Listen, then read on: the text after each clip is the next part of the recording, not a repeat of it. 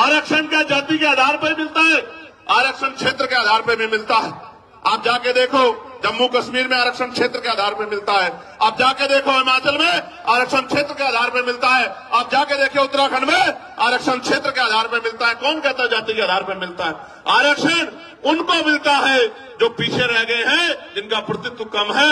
और इस देश का मैं गारंटी से कहता हूं, कास्ट सेंसस करा के आप लोग डेटा उठा के लाइए, आइए डिबेट कीजिए और बताइए आपकी संख्या कम है। मैं गारंटी देता हूं, मैं चंद्रशेखर आजाद जो लोकसभा का सदस्य है और आजाद समाज पार्टी भीमान में कार्यकर्ता में वचन दे कहता हूं, अगर किसी विभाग में आपका आरक्षण कम हुआ, चाहे वो विधानसभा हो या लोकसभा हो या कोई भी विभाग हो, अगर आपका आरक्षण, आपका प्रतिशत कम हुआ, मैं वचन देकर कहता हूं कि दलित पिछड़ों की लड़ाई को पीछे छोड़ के पहले आपकी लड़ाई लड़ने का काम करेंगे। इस बात का मैं आपको विश्वास दिलाता हूं।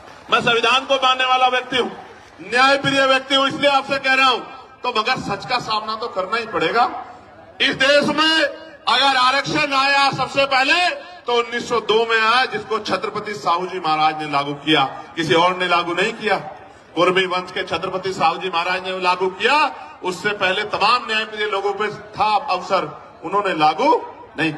इस देश में अगर वोटिंग राइट मिला, इस देश के बहुसंख्यक लोगों को, बालिग लोगों को वयस्क मताधिकार मिला, सार्वभौमिक मताधिकार मिला, इसका श्रेय अगर किसी को जाता है तो वो बाबा साहब अम्बेडकर को जाता है।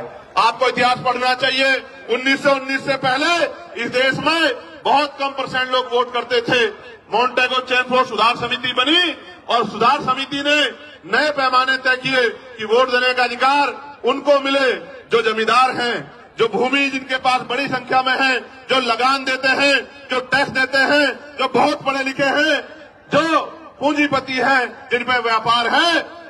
आप इतिहास उठा के देखो, जिन्होंने आंख ही या जिनको अपने अधिकारों का पता ही संविधान के आने के बाद लगा है, उनकी संख्या कितनी रही होगी, आप इस बात को महसूस करके देखें। तो इसलिए मैं कह रहा हूं कि कुछ भी मांगने से नहीं मिला है।